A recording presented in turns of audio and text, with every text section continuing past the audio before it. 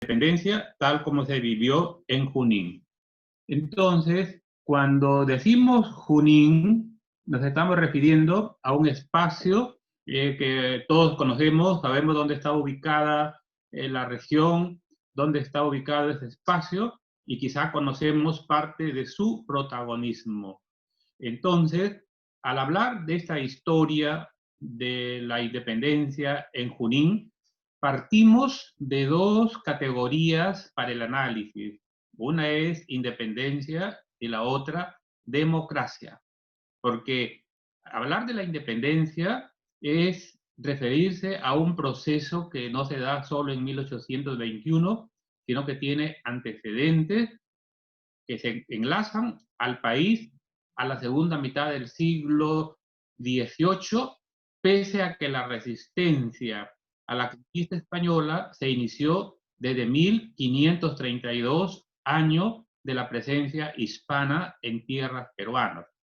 Sin embargo, hoy nos convoca a hablar de independencia y democracia en Junín, desde el Jurado Nacional de Elecciones, desde esta unidad que se llama Museo Electoral y de la Democracia, en la que se hace una serie de investigaciones asociadas al protagonismo de los pueblos por delegar autoridad a sus representantes. Sabemos que la independencia está relacionada con ese reconocimiento de capacidades para obrar libremente, y la democracia vinculada con esa oportunidad que se da a los ciudadanos, ¿no?, de delegar poder a sus autoridades.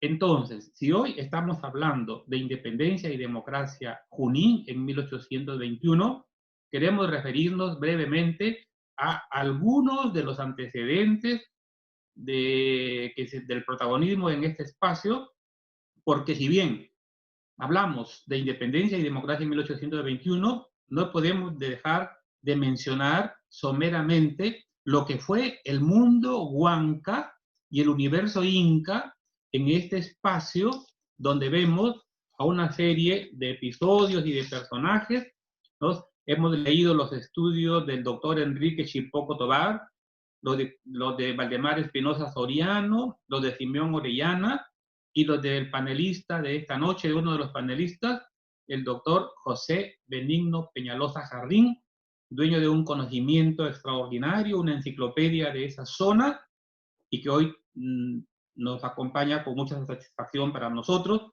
De ahí hemos aprendido temas como el dominio Wari en la zona, el desarrollo del reino Huanca.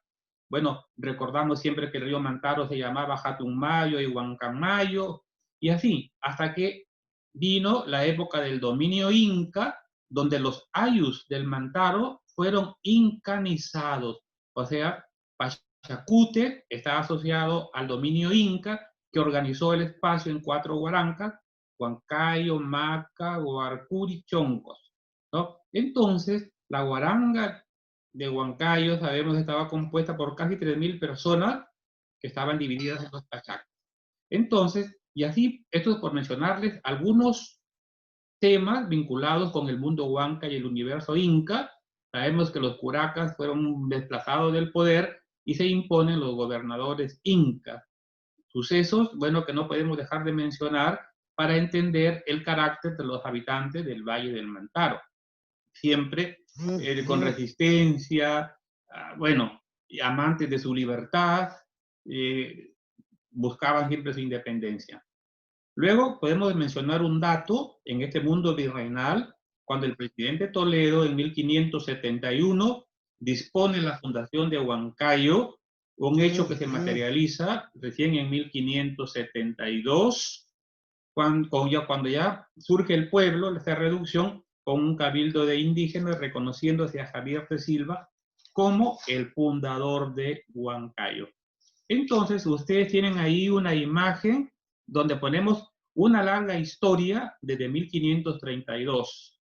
Ahí ustedes están viendo esta imagen en el PowerPoint, de una larga historia, ¿no es cierto? Ahí vemos, ¿no?, que hemos dicho que entre 1532, 34 más precisamente, y 1821 se va delineando un espacio geohistórico-cultural que en lo biológico y en el pensamiento se va constituyendo en una realidad mestiza, ¿no? Recordemos, ya lo hemos mencionado en algunas exposiciones, que el país biológica y culturalmente es el resultado de ese aluvión cultural y biológico de 5 madres patrias. La nuestra, la original, el mundo andino, al que se suma desde 1532 el mundo europeo, con los españoles, los árabes, los negros, y en el siglo XIX, la población oriental que viene de la China y de Japón. Todo eso, pues, le va dando una constitución especial a este espacio que hoy nos convoca, a Junín, ¿no? Hay personajes que se pueden rescatar en este tiempo, desde el siglo XVI hasta las primeras décadas del siglo XIX. Eso que fue configurando. Entonces, porque se vive, como lo mencionamos en la siguiente imagen, una larga fase virreinal. Son casi 300 años. Ese espacio fue escenario de la fundación de la primera capital del virreinato. Hay jauja, una serie de hechos, de sucesos, bueno, que sería largo mencionar, porque hoy no nos convoca exactamente la fase virreinal, sino la independencia, pero que lo recordamos porque tenemos que vincular estos sucesos con lo que acontece al final del virreinato, con el comienzo de la República. Vemos ahí en la siguiente imagen un hecho, y yo digo con cierta trascendencia, que es la creación de las intendencias, ¿no es cierto? La creación de las intendencias que se da en 1784. Ahí hay una creación de las intendencias. Tenemos por un lado la intendencia de Tarma, ¿no es cierto?, que está dividida en partidos como Jauja, Huánuco, Conchucos, Tarma, Guamalí, Cajatambo y Huaylas. Solo mirar esta relación nos permite entender la extensión que en ese entonces de la intendencia de Tarma, que estaba, cuya población, según el censo de 1793 publicado por Hipólito Unanue, le asigna 206.448 habitantes distribuidos en una diversidad de pueblos, ¿no? Entonces, la creación de las intendencias es un reordenamiento del espacio geográfico y también del carácter administrativo que se le da al territorio del Virreinato del Perú y a otros espacios donde se pone en práctica este sistema de intendencias. Y entonces, por eso es que presentamos la relación siguiente de los intendentes de Tarma en relación que he podido rescatar del libro del doctor Peñalosa, ¿no? Estos 4 personajes que aparecen ahí mencionados, que desempeñaban con ese cargo como intendentes y luego como subdelegados en otros espacios, como es el caso de Ramón Urrutia de las Casas, personaje al que conocemos desde siempre, desde hace más de 30 años, porque fue uno de los subdelegados que puso el intendente de Trujillo en la actual región de Piura. Y que, bueno, por una coincidencia, se ha desempeñado tanto en la extensión de la intendencia de Tarma como después en el partido de Piura. Y así, pero ¿por qué mencionamos esto de 1784? Porque es una nueva configuración geográfica y administrativa, decimos, del virreinato, que había sido sacudido hacía pocos años por la gran rebelión de Túpac Amaru. Y Juan José Vega, en un estudio profundo que él tiene sobre este episodio, presenta la relación de tupacamaristas que se alinearon con lo que buscaba Túpac Amaru II.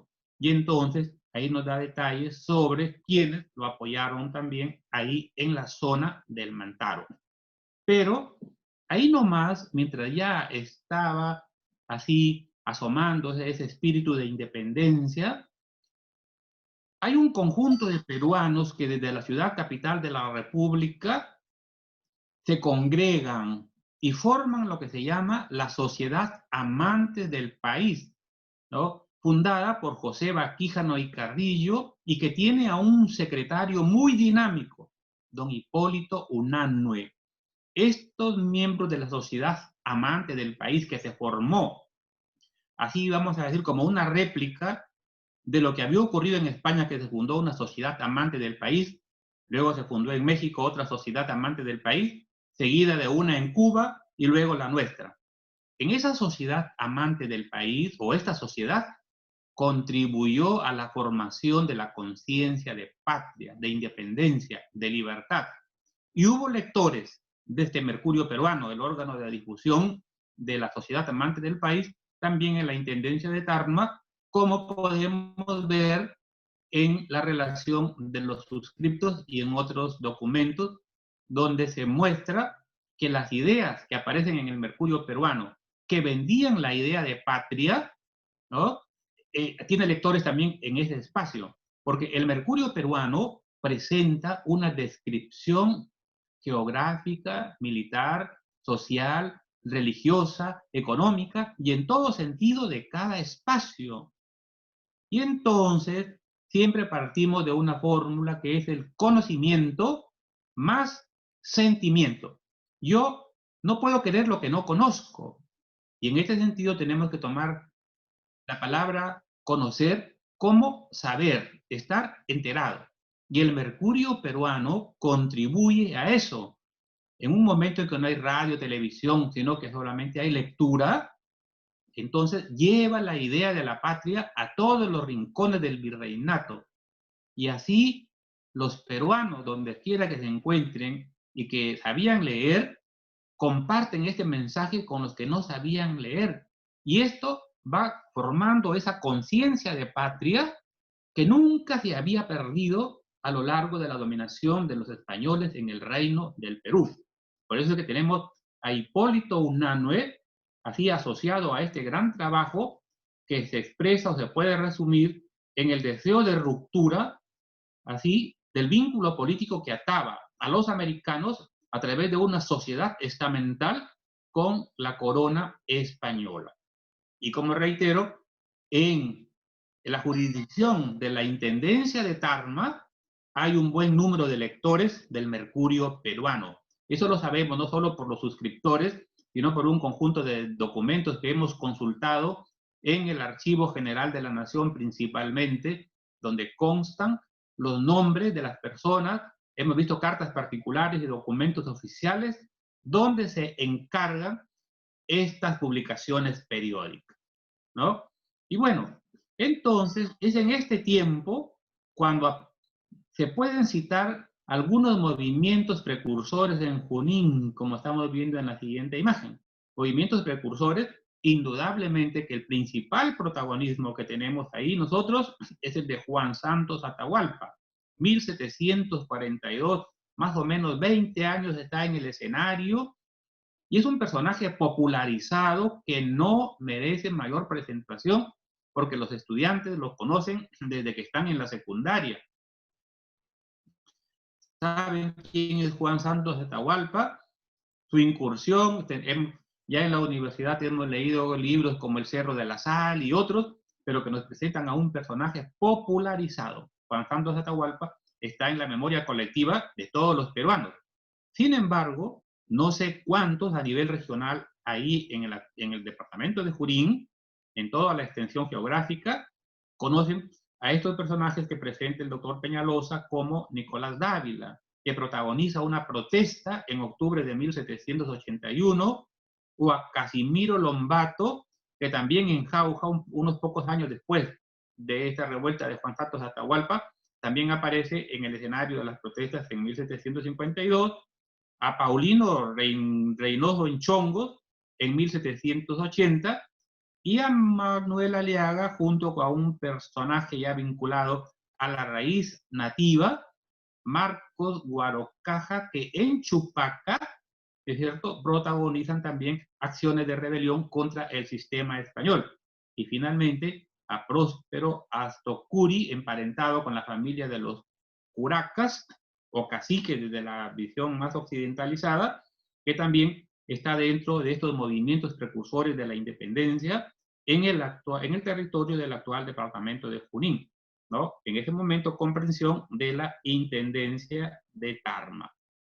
Y bueno, pero después de esto, ahí vemos en la siguiente imagen que presentamos o resumimos lo que ocurre entre 1810 y 1820 como un germen de la democracia que se asoma con la convocatoria que se hace desde España para que el reino del Perú y los otros dominios españoles en América y en Filipinas tengan representantes en la constituyente de Cádiz. En cada intendencia había que elegir representantes para que participaran en estos debates, cuyo final se tradujo en la Constitución de Cádiz de marzo de 1812, que fue un instrumento jurídico cuya trascendencia es innegable y que significó mucho para los hispanoamericanos. Entonces, este asomo de la democracia, que se traduce en la Constitución de Cádiz, ¿es cierto?, en la que gente de la Intendencia de Tarma va a participar, ¿es cierto? Sabemos que, que las Cortes de Cádiz se convocaron después de la invasión francesa a España. Los españoles no se contentaron con ese dominio y convocaron a las Cortes de Cádiz, que no estaba dominado por los franceses en ese momento, y decidieron, viendo que estaba allá en emergencia el espíritu de separación de los americanos con respecto a la metrópoli, quizá como una estrategia de convocarlos también, como vemos en la siguiente imagen, de convocarlos para que participen en estos debates, ¿es cierto? Cádiz era una ciudad de la región de Andalucía y entre 1810 y 1814, ahí es que se producen estas reuniones con la participación de representantes de todos los reinos y de todas las provincias españolas, así como de América, ¿no?, incluido el Perú y de Filipinas, todos ellos elegidos por votación. ¿Y por qué recalco que elegidos por votación? Porque tenemos que adentrarnos en ese espacio.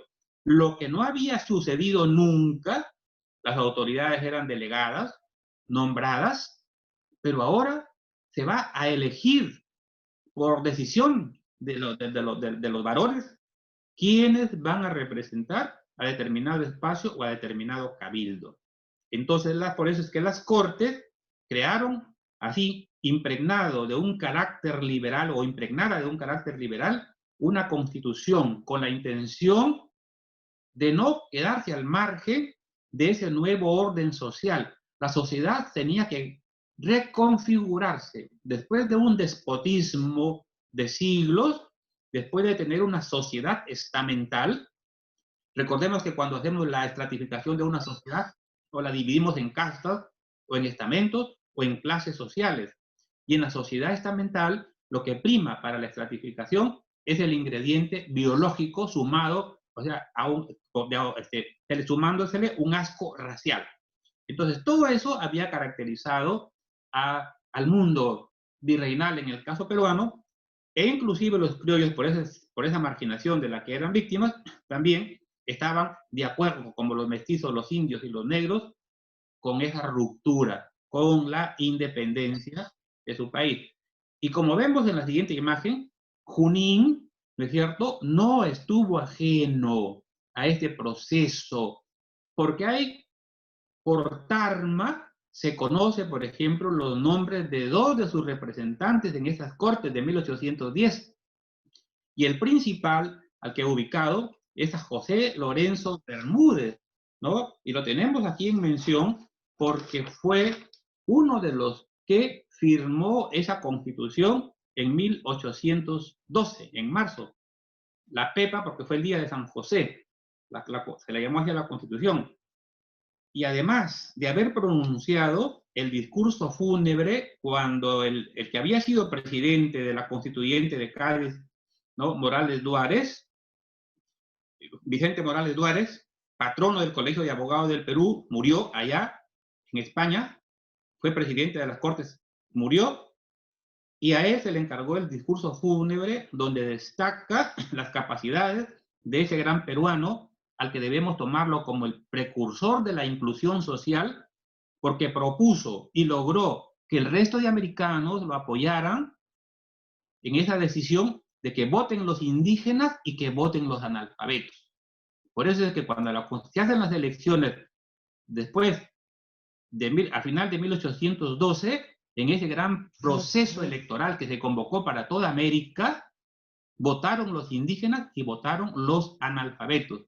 Es la República la que en un abierto divorcio con el propósito de los hombres de la independencia, elimina de la ciudadanía a ese gran sector de peruanos. Muy bien, entonces eso lo destaca José Lorenzo Bermúdez cuando da el discurso fúnebre por Vicente Morales Duárez.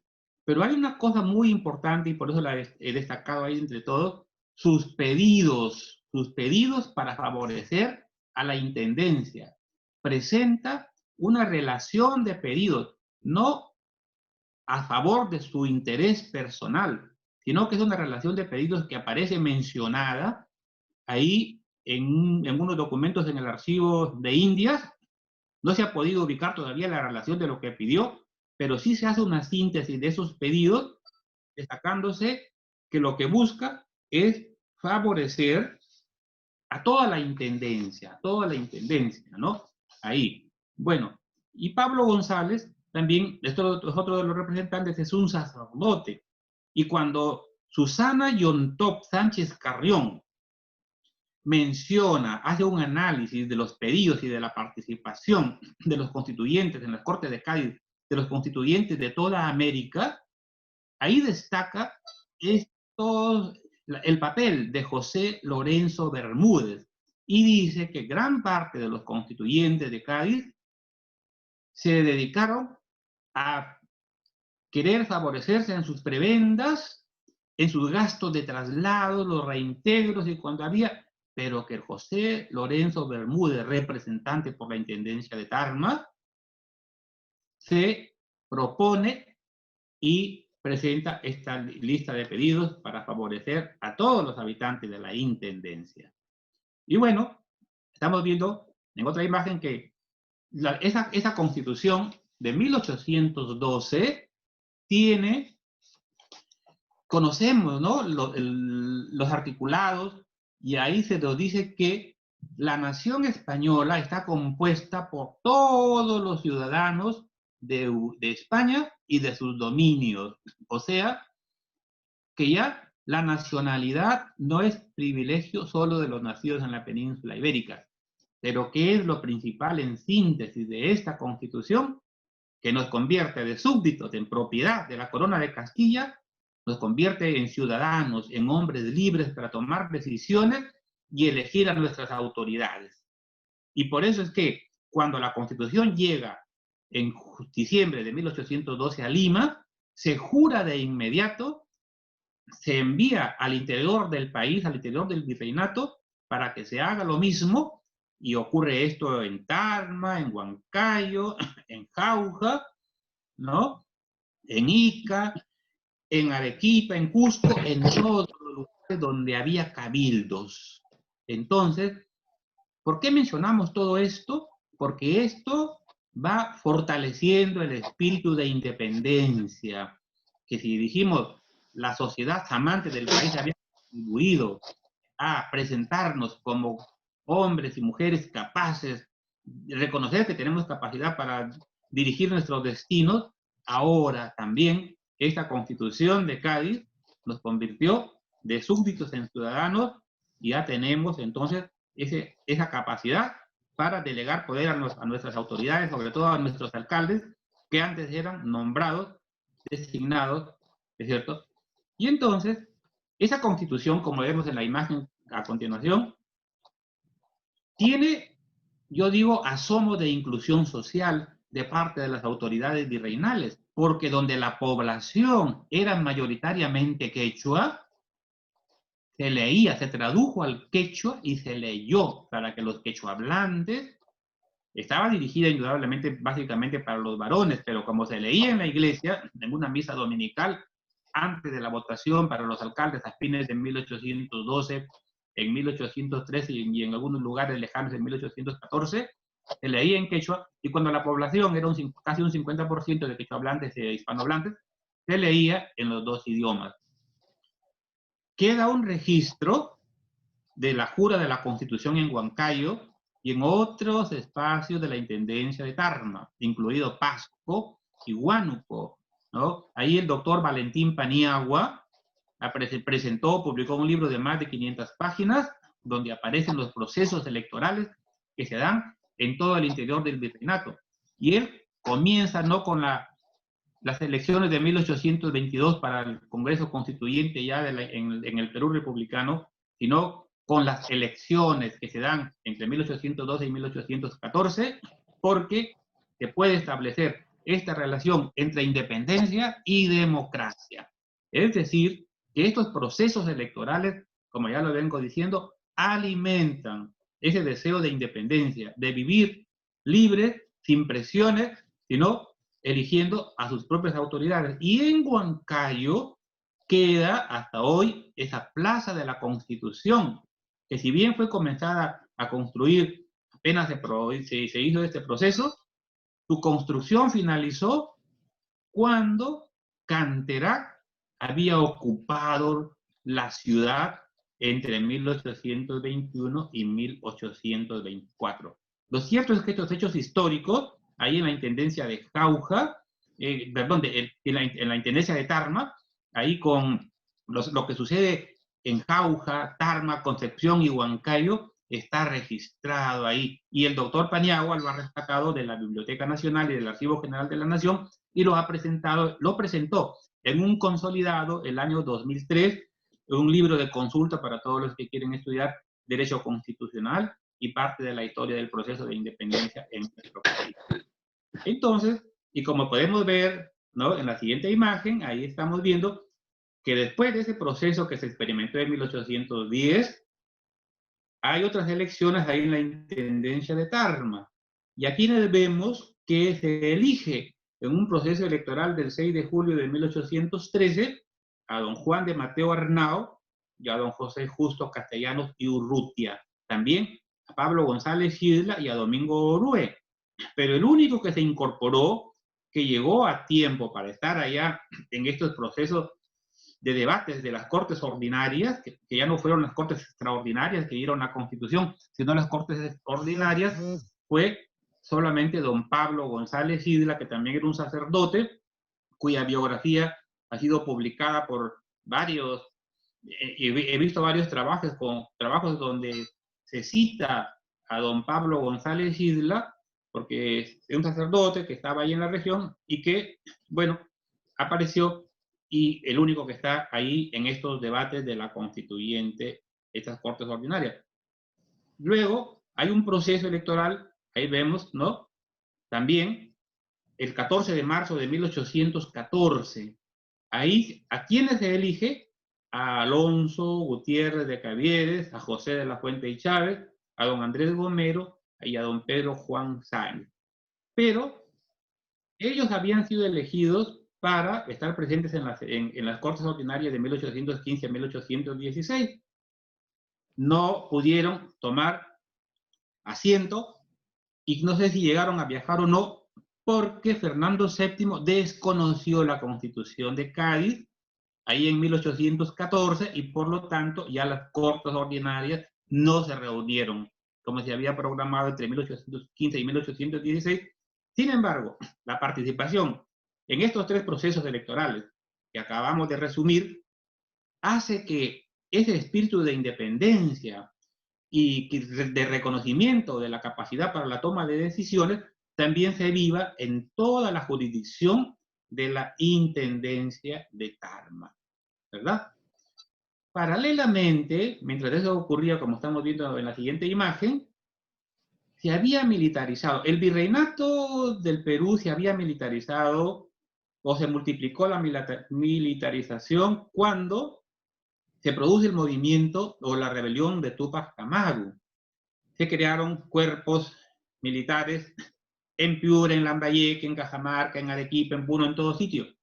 Y Junín, ¿no?, ahí la Intendencia de Tarma, no fue la excepción, porque contamos con información, por ejemplo, así como se habían creado los escuadrones de caballería disciplinadas provinciales, por otro lado, acá también a lo ya existente se suma y se crea el Regimiento Aragón que se establece ahí en Jauja, que en 1817 contaba con 1050 hombres, bastante, ¿no? Si sabemos, tenemos la idea de la población que mencionamos hace un momento, era de toda la intendencia, o el regimiento de milicias, y el regimiento de milicias provinciales urbanas de dragones de Huancayo, que tenía 1150 hombres de caballería. O sea, esto es...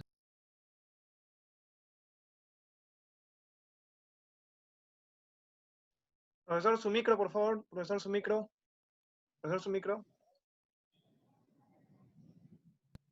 Esta militarización pues ocurre, como decimos, ahí un poco asociada a la creación de las intendencias. Entonces, y ahí estamos viendo en qué lugares se ubicaron estos regimientos que se suman a los ya existentes, porque la militarización empezó en 1774.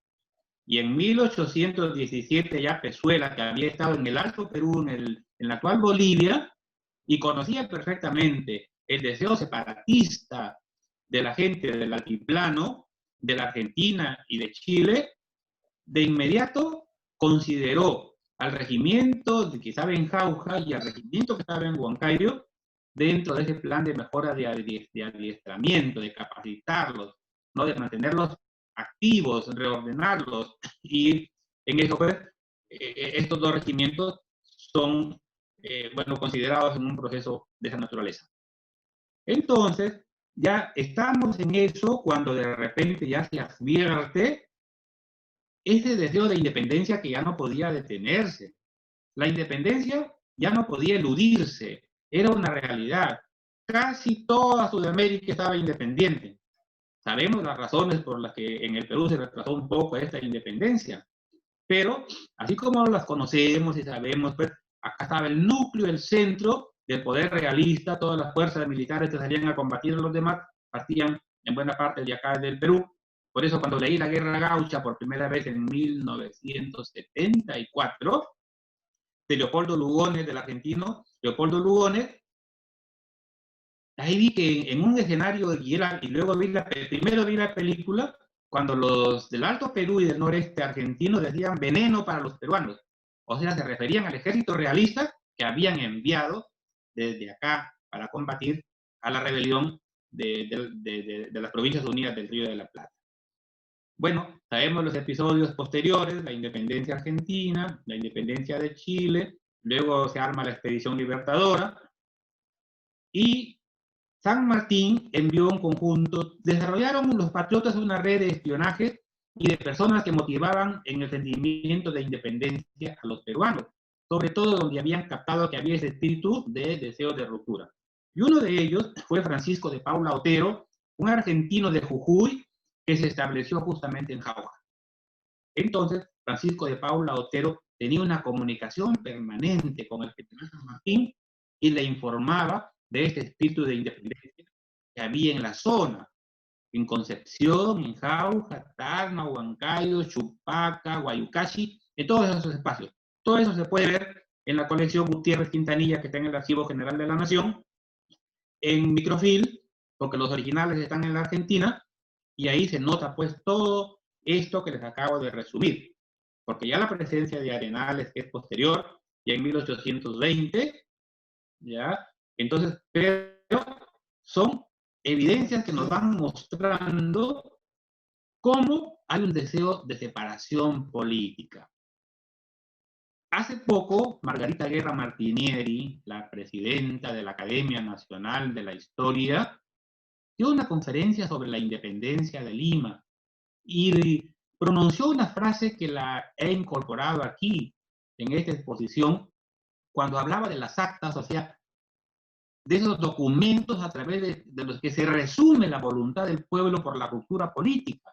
Son las declaraciones de independencia, porque el proceso tiene tres fases: la declaración, la proclamación y la jura. Primero está la declaración en la que el cabildo interviene consultando a la población y si ya conoce el espíritu lo resume. Y estas declaraciones de independencia, como dijo Margarita Guerra Martinieri, son los actos más simbólicos de los pueblos en expresión de su ruptura con el régimen hispano. Y aquí estamos viendo el acta de la Declaración de la Independencia de Lima, bueno, por ser digamos, la principal, la ciudad cabecera de todo el virreinato, que un 15 de julio de 1821 manifiesta su deseo de ruptura. Y en cada pueblo se hicieron declaraciones de independencia y le enviaban las copias al general San Martín. Por eso, el 28 de julio, respetando la voluntad de los peruanos, él dice que no proclamaba la independencia porque se le ocurría, sino que era por la voluntad general de los pueblos del Perú que habían expresado su deseo de ruptura. Ya lo habían venido haciendo desde 1819, el 5 de abril en Supe, y luego, bueno, cuando llegó el Libertador, en la zona de Ica, Pisco, Humay, bueno, Nazca, Ica, Palpa, todos estos lugares declaran y proclaman la independencia. Luego lo hace Guaycará, Huancavelica, Guarmey, lo hace acá Guaura, Huacho, Pativilca, hasta llegar a Lambayeque, Trujillo, Piura, Tumbes, Cajamarca, y de todos lados le enviaban copias de las actas de la Declaración de la Independencia. Por eso es que el general San Martín, respetuoso de ese deseo de los peruanos, dice que proclamaba la independencia por la voluntad general de los pueblos. Y como Dios no quería más esclavos ni dominados, era una guerra justa y que Dios mismo la iba a defender. Entonces, hemos podido enterarnos, por ejemplo, que por la libre determinación de los pueblos, cuando el general Álvarez de Arenales llega a Huancayo, se produce el acto solemne, así, de declaración, proclamación y jura de la independencia, el 20 de noviembre de 1820. Ahí, un acto que debe haber encendido el ánimo de todos los huancaínos de ese momento, se produce pues en un tabladillo, hay fiesta, está la proclamación de lo que da fe el escribano Martí Corena, y bueno, es un suceso pues que no podemos dar mayores detalles por la premura del tiempo, pero estas declaraciones de independencia, ahí en Huancayo, el 20 de noviembre de 1820, o como se da en Jauja, hay documentos que dicen que fue el 20 de noviembre también en Jauja, y también se presenta como que fue un hecho el 22 de noviembre. Bueno, el 22 o el 20 de noviembre, lo cierto es que el cabildo de Jauja, los religiosos, los civiles y todos los jaujinos estaban por la independencia. O sea, el pueblo libremente determinaba que así se iba, ¿no? Que así se consolidaba la naturaleza de una sociedad que no quería vivir más subordinada. Y este proceso de independencia, pues también la vemos en Chupaca. Ahí estaban los actos y después al pueblo de Chupaca le vino un escarmiento sangriento cuando Canterac, bueno, estaba ahí en la zona, en el Mantaro, así como incendiaron en su momento a Guayucachi, luego también cometieron una serie de desmanes contra los independentistas de Chupaca, al haber hecho una estratagema que, bueno, lo llevó a ese crimen, no digamos un genocidio, pero sí que llevó a la muerte a muchas de las personas de Chupaca. Y bueno, también Concepción, que da un registro de lo que acontece en Concepción y en otros lugares de la zona de Huancayo, de la zona de ahí, de la actual Junín. Y bueno, también esa expresión de la libre determinación de ser libre e independiente que se hace en Tarma el 29 de noviembre de 1820. Y el general San Martín reconoce todo esto. Por eso es que decreta el uso de un escudo de plata en el brazo izquierdo con la inscripción a los constantes de Tarma o de Jauja o de Concepción, dependiendo de dónde correspondía. Y a Huancayo, pues caramba, un tiempo después Torre Tagle le da el título que todos ustedes conocen, la incontrastable ciudad, ¿no? La incontrastable. ¿Por qué? Por esa voluntad, porque consideraron los episodios que se protagonizaron en ese espacio del río Mantaro como algo sin igual, ¿no? Tarma proclamó la independencia el 29 de noviembre, tenía cabildo recién desde el Cabildo de 1785, ¿no? Cuando el español Juan María Gálvez lo solicitó. Y bueno, Tarma era una villa muy, muy, muy importante ahí en ese espacio. Fue muy decisiva la actitud de los armeños para la consolidación de la independencia. Pero, ¿qué pasa a continuación? ¿Qué ocurría en Lima? San Martín estaba tratando de no conciliar, sino procuraba convencer a los realistas de que la independencia se iba a lograr de cualquier manera y que era necesario evitar una guerra, o que la guerra continuara. Pero el virrey argumentó en Punchauca los mismos argumentos que sus emisarios en Miraflores, que él no estaba autorizado para que eso ocurriera. Y entonces, de todas maneras, firmaron un armisticio, que no se atacaron los patriotas con los realistas. Sin embargo, eso fue aprovechado por los realistas, porque cuando el virrey salió en julio hacia el centro, desocupando Lima y luego ingresó San Martín, la reacción que tuvieron los realistas contra los habitantes, contra los patriotas del río Mantaro fue terrible, fue tremenda. Y encima vamos a ver que los ejércitos del sur con Ricafort venían, ya habían ocupado Huamanga, Huancavelica, y luego entraron ahí, a la zona de Huancayo, y esa batalla de Jopamba, donde los patriotas fueron derrotados. Y a continuación, ese martirio que mencioné en el pueblo de Chupaca, ahora una ciudad capital de la provincia de Chupaca, que pues corre esa suerte desdichada, bueno, que pasó también en muchos de los pueblos del río Mantaro.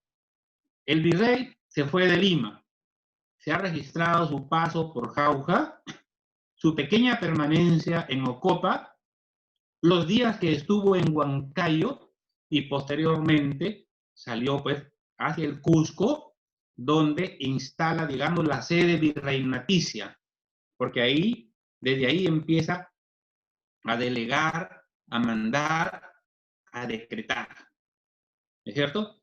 Y bueno, Guayucachi también está presente ahí, y la tenemos que mencionar, como está en la siguiente imagen, porque su pueblo fue víctima, Guayucachi fue víctima de las represalias, de las tropelías que cometieron los realistas. Y cuando hablamos de realistas no estamos hablando de españoles. Realistas eran peruanos, americanos y españoles.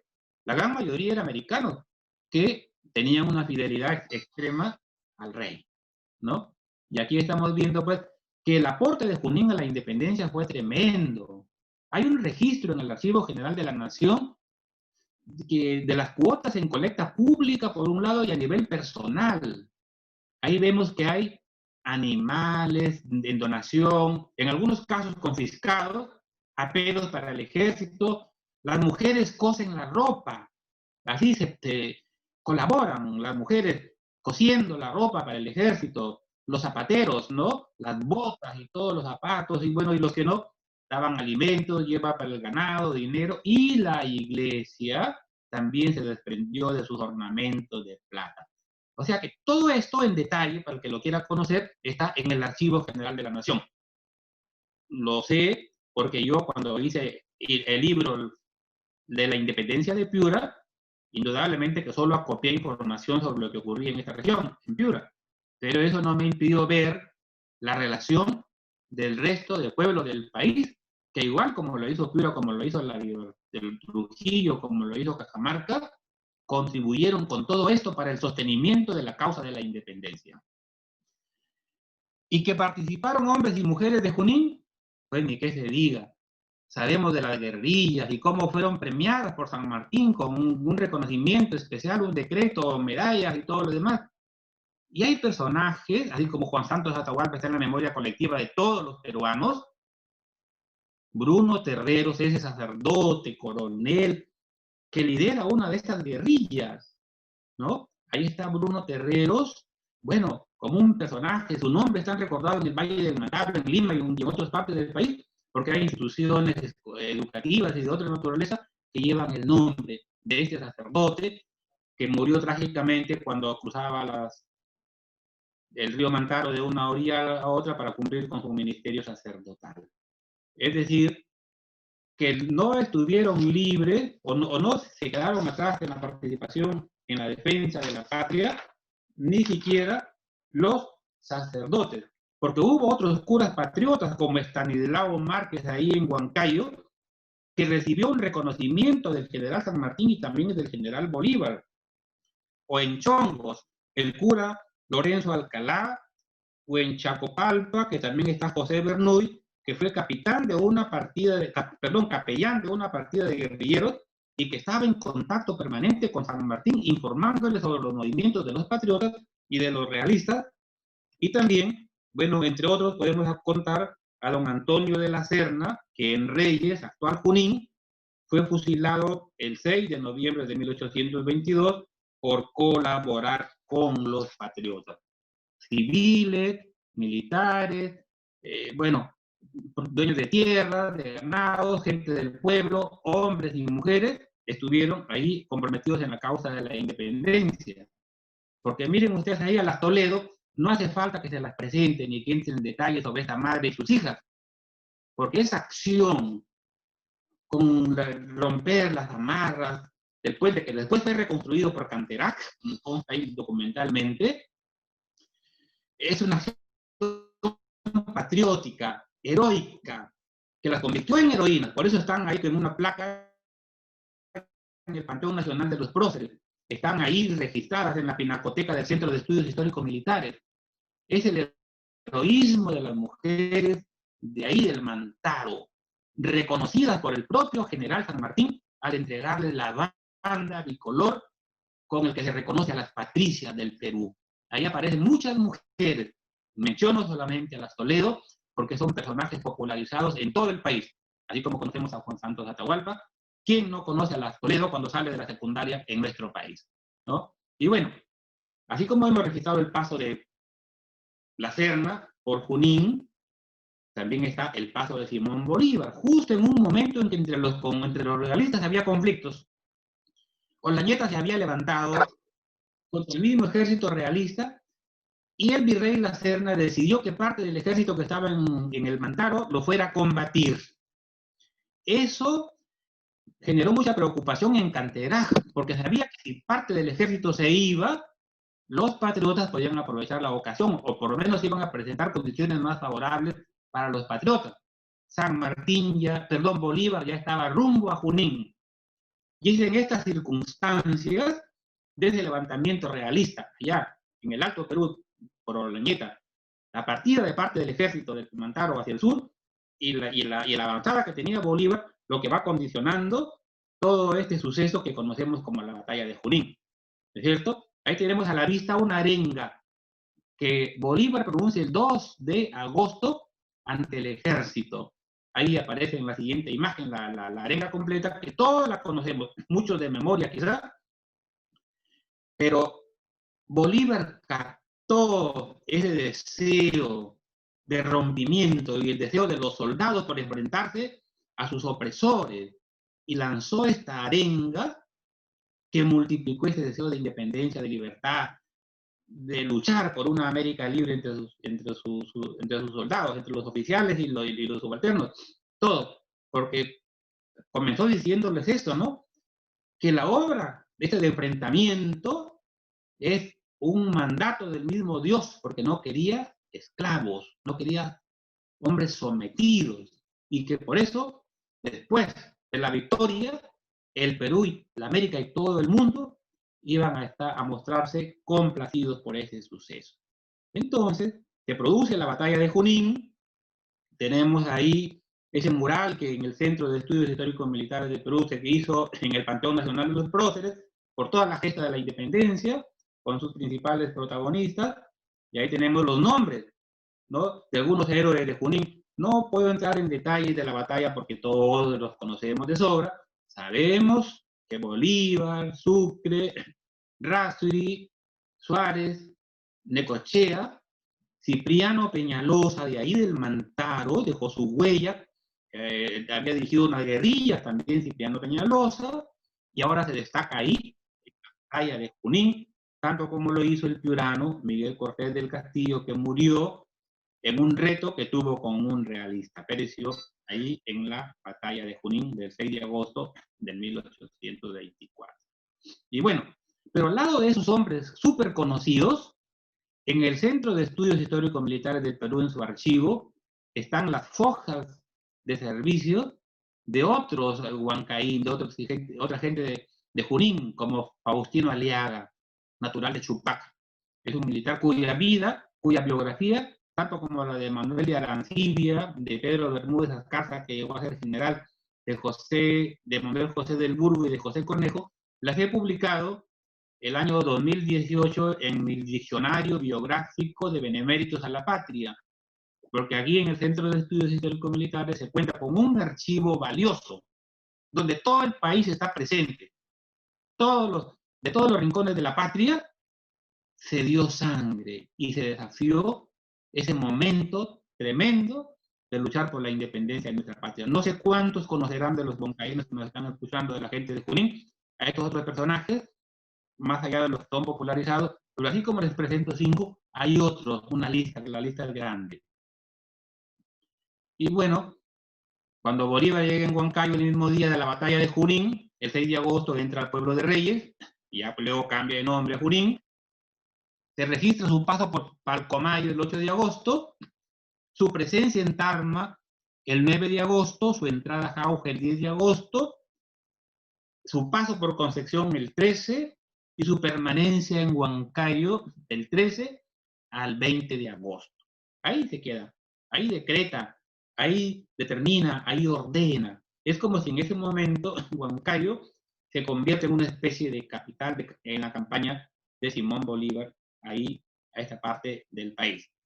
Todo esto, pues, así que hemos resumido aceleradamente, apunta a que tengamos un país dentro del mundo de la democracia, un Perú firme y feliz por la unión.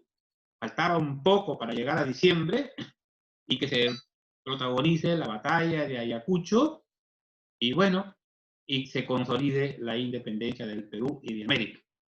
Y como vemos en la siguiente imagen, la gratitud de la patria, la gratitud de los peruanos por esa acción de Junín, ¿no es cierto? Está por todos lados, donde no hay calles, avenidas, urbanizaciones, pueblos, y hasta una réplica del obelisco de Junín, ahí la tenemos en una localidad de Piura, en la villa de Querecotillo, capital del distrito de Querecotillo, comprensión de la provincia de Sullana, donde aparece esta réplica del obelisco de Junín.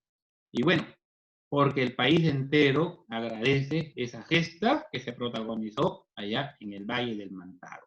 ¿Es cierto? Y luego, si vemos la siguiente imagen, hay una evocación de lo que ocurre en Junín en el Panteón Nacional de los Próceres. Ahí vemos unas placas ahí laterales. Cuando visiten el panteón, busquen con detalle. El país entero está consagrado, está rememorado en estas placas, en estos bustos y en los restos de los patriotas que están en la cripta que está en el subsuelo de este santuario de la patria. Junín es una victoria inmortal. Está en la memoria colectiva. Los peruanos, ¿no?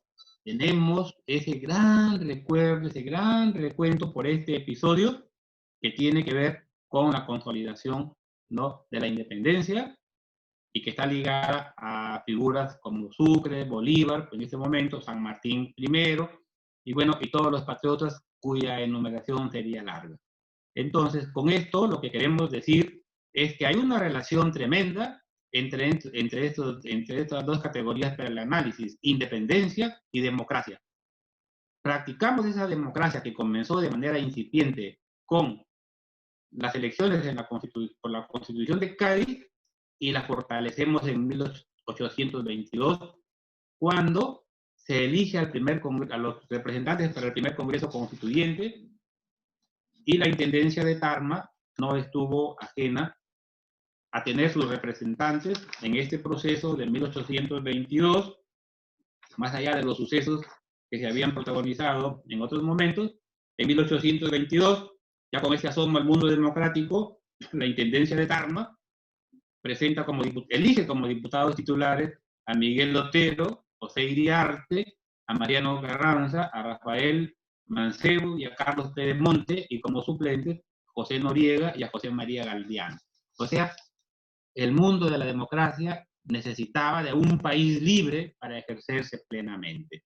El tiempo ha sido tirano, me quedé un poquito, quisiera hablar mucho más de lo que se me ha confiado a través de la investigación, pero muchas gracias por haberme escuchado y que continúe el programa.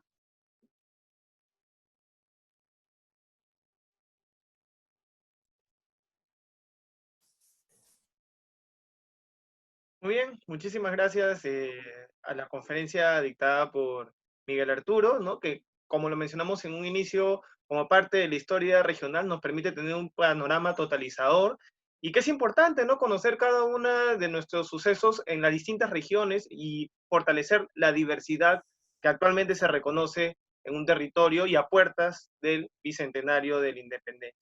Muy bien, a continuación los comentarios sobre la exposición de la del licenciado, Martín Aurazo Arancibia, educador especialista en historia, quien se desempeña en el área de patrimonio histórico inmueble de la DDC de Junín. Adelante, por favor, Martín. Muchas gracias. Buenas noches con todos. Es para mí un gusto participar de este conversatorio en el que ha disertado el doctor Miguel Seminario Ojeda. Asimismo, es para mí un honor compartir este evento con el doctor José Peñalosa Jarrín, autor de diversas publicaciones históricas especialmente vinculadas a la ciudad de Huancayo. Respecto a lo comentado por el doctor Seminario, es preciso señalar que nos ha propuesto un amplio panorama de la situación de la Sierra Central. Asimismo, se aprecia que ha destacado la influencia de los hechos acontecidos en este periodo geográfico, especialmente en el departamento de Junín, sobre los hechos que anteceden a la independencia del Perú, destacando situaciones muy singulares como la proclama de la Constitución de Cádiz y la participación de dos personajes avecindados en Tarma, entre ellos a José Bermúdez, quien era un vecino tarmeño del que, del que descienden esta rama familiar, la cual años más adelante se vincularía con Marcelo Granados, quien es un personaje central en el tema de la independencia para la zona central del Perú, ¿no? Cuestión que posiblemente haya quedado invisibilizada, ¿no?, para la historiografía nacional. No obstante, en Huancayo, por ejemplo, este hecho ha supervivido, ello debido a la existencia del Parque de la Constitución, ¿no?, que cambiaría de nombre justamente por este hecho. Antes se denominaba Plaza del Comercio y luego de este hecho cambiaría a Parque o Plaza de la Constitución, ¿no? Por otro lado, también se hace mención de los acontecimientos vinculados a la primera expedición del general Álvarez de Arenales en 1820, aunque desde mi punto de vista, actualmente existen estudios como los del doctor Carlos Hurtado Ames y de Gustavo Montoya, en los que se señala que la situación no necesariamente se dio del modo en que se ha presentado hasta ahora, solo destacando a Álvarez de Arenales, sino más bien que se debería dar mayor énfasis a la participación de los pobladores de la zona y a la proclama que se dio en Tarma, capital de la Intendencia.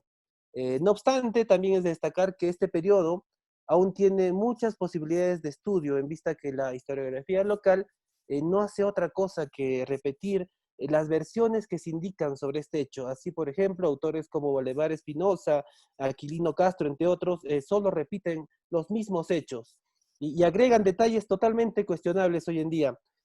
Sin embargo, lo que destaco aquí es que, por ejemplo, casi el único autor que ha señalado otros hechos en torno a este periodo ha sido el doctor Peñalosa, aquí presente, de quien, aprovechando su presencia, él desciende de una de las familias más antiguas de la ciudad, incluso su casa está declarada como Patrimonio Cultural de la Nación, quien en su libro, Huancayo, Historia, Familia y Región, nos abre el panorama para continuar con los estudios referentes a este tema. Bien, y para culminar, quisiera mencionar que de la documentación de este periodo, lamentablemente, no existen mayores referencias en vista que los archivos locales han sufrido una serie de robos o pérdidas, posiblemente por la guerra de independencia, ¿no? Es así que, por ejemplo, en el Archivo Regional de Junín, se observa que no existe documentación desde 1821 hasta 1830, cuestión que no ha permitido entender de manera oportuna este periodo.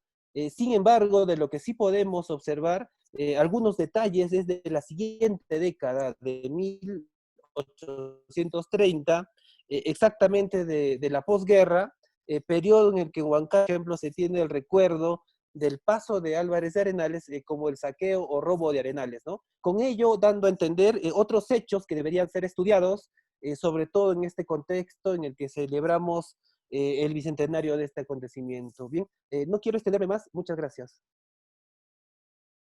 Muchas gracias, Martín, por tu intervención. A continuación, los comentarios del doctor José Benigno Peñalosa Jarrín, miembro importante del Centro de Estudios Históricos Militares del Perú y, como lo dijo Martín, autor del libro Huancayo, Historia, Familia y Región.